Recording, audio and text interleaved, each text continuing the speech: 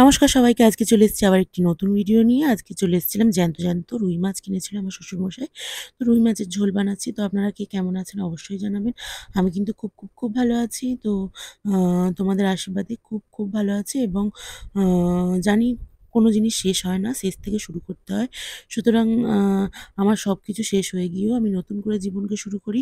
যখনই মনে করি যে আমি ডাউন হয়ে গেছি, আমি শেষ হয়ে গেছি, আমি আর পারব না, আমি আর করব না, আমি এটা পারছি না, আমার দ্বারা এটা হবে না। তখনই আমি নতুন করে কিছু না কিছু শুরু করি। কারণ আমার মধ্যে এইটুকুনি উম জিনিস কাজ করে যে বাঁচতে হবে, শিখতে হবে, করতে হবে এবং অন্যকে ভালো রাখতে হবে, নিজেও ভালো থাকতে হবে।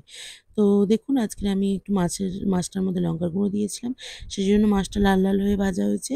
আর কড়া করেই ভেজেছি বলতে পারেন। কিন্তু আ এটা নয় যে মাছটা পুড়ে গেছে। তো তারপরে আমি আম করে নিয়ে সেই মাছ ভাজার কড়ার মধ্যে দিয়ে দিয়েছিলাম পেঁয়াজ আর টমেটো। টমেটো আর পেঁয়াজটা ভালো করে ভেজে নেওয়ার পরে এতে আমি সবজিগুলো দিয়ে দেবো। সবজির মধ্যে ছিল ঝিঙে, ডাঁটা, আলু। আ সুতরাং আমি ডাঁটাটা একটু পরে দিই কারণ ডাঁটাটা সিদ্ধ হয়ে গেলে কিন্তু ফেটে যায়। সজনে ডাঁটা তো সেইজন্য আর ওইজন্য আমি ডাঁটাটা একটু পরে দেবো। এখন আমি ঝিঙে আর আলুটা ভালো করে পেঁয়াজের মধ্যে দিয়ে একটু ভাজিয়ে নেব।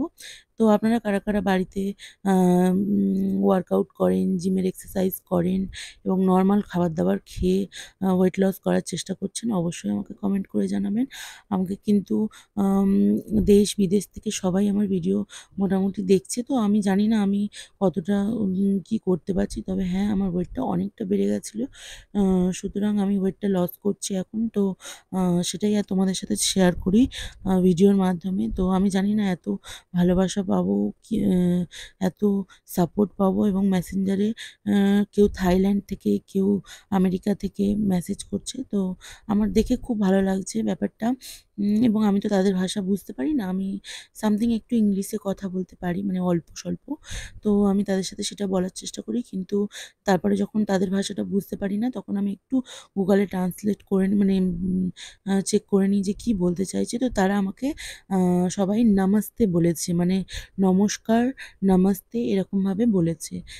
তো অনেক ধন্যবাদ ফেসবুককে, অনেক ধন্যবাদ আ তোমাদেরকে। তোমরা আছো বলেই আমার আজ মানে ভিডিওগুলো এভাবে সবাই দেখছো বলেই, আমাকে সাপোর্ট করছো বলেই, তাই জন্যই আমি আবারও ভিডিও বানাতে আগ্রহ পাই এবং আমি একটা সাধারণ গৃহবধূ হয়ে এটুকুনি বলতে পারি যে সাধারণ মানুষ যত সাধারণভাবে থাকা যায় তত আ ভালো এবং আমি আ সাধারণ উন মানে একদম আম ঘরোয়া এবং আ আ সাধারণ প্রকৃতির। সেইজন্য আমি জানি না সবাই কতটা আমাকে আর সবথেকে বড় কথা একটু সোজাসাপটা বলার লোক আমি।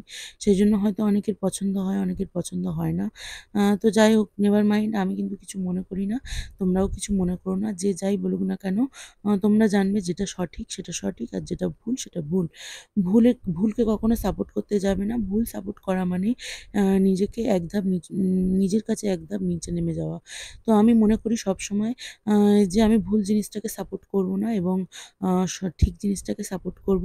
তো আমি ওয়েট লস করার ভিডিও দিয়েছি। একজন আমাকে কমেন্ট করে বলছে যে, "দিদিভাই আ তুমি এরকম কেন করছো? এরকম করা উচিত নয়। এক্সারসাইজ করলে ওয়েট কমে না।" হ্যানা এইসব বলছে।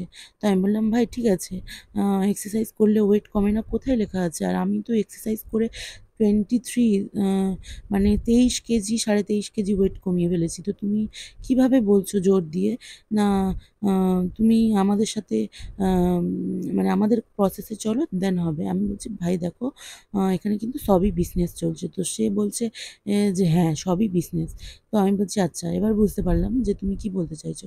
তো ব্যবসা আ এমন একটা জিনিস যেটা মানুষকে অনেক নিচে নামিয়ে দেয়। সুতরাং মানুষের প্রকৃতি, মানুষের নিজের আ বুদ্ধিমত্তা এমনভাবে কাজে লাগান যেটা আপনি নতুন কিছু করতে পেরেছেন সেটা সমাজকে বলতে পারবেন এবং আপনার দ্বারা কিছু উপকৃত মানুষ উপকৃত হবে। টাকাটাই সবকিছু নয়, সম্পদটাই সবকিছু নয়।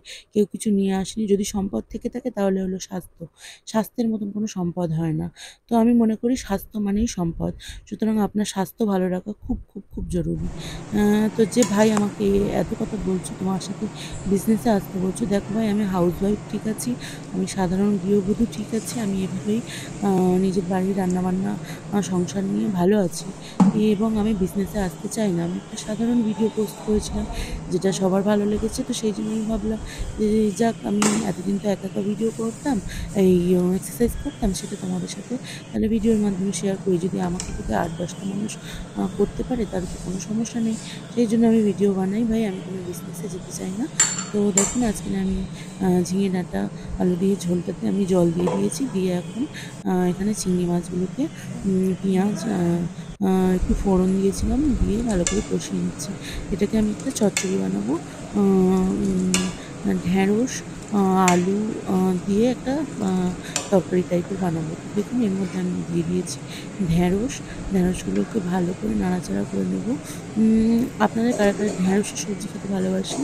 আমাদের বাড়িতে কিন্তু ঢ্যাঁড়স সবাই ভালোবাসে না, কিন্তু আমিও ভালোবাসতাম না, কিন্তু এখন খাই। দেখুন কী বলুন তো, ডায়েট এমন একটা জিনিস, আপনি সব কিছু খান, সবজি বেশি খান, কোনো সমস্যা নেই। তেল কম খান, ময়দা কম খান, চিনি কম খান, কিন্তু সবজিটা একটু খেতেই হবে। সবজি না খেলে মানে ওয়েট লস করা অসম্ভব। সেই জন্য সবজিটা আপনারা চাইলে একটু বেশি, বেশি করে খেতে পারেন। বেশি বলতে রাত্রিবেলা একটা সবজির তরকারি, ২ টো রুটি, বা রাত্রেরটা সবথেকে ইম্পর্টেন্ট, যে বেশি খাওয়া চলবে না। রাত্রে ২ টো রুটির বেশি খাওয়া চলবে না। ২ টো রুটিতেই সীমাবদ্ধ থাকতে হবে। তো দেখুন তারপরে আমি এখানে মাছের ঝোলটাকে একটু নাড়াচাড়া করে দিচ্ছিলাম। দেন এর মধ্যে আমি মাছগুলোকে, ঝোলটা ফুটে গেছে আর ফোড়নও দেওয়া হয়ে গেছে।